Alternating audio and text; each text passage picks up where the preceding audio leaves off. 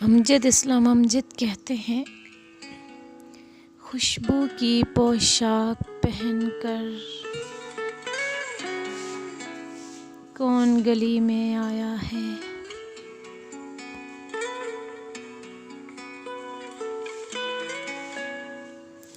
कैसा ये पैगाम रसां है,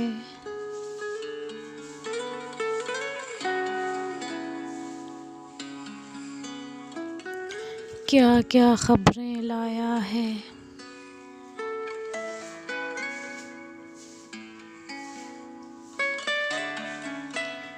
खिड़की खोल के बाहर देखो,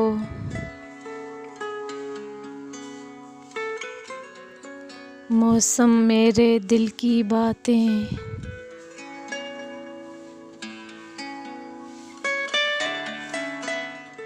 तुमसे कहने आया है।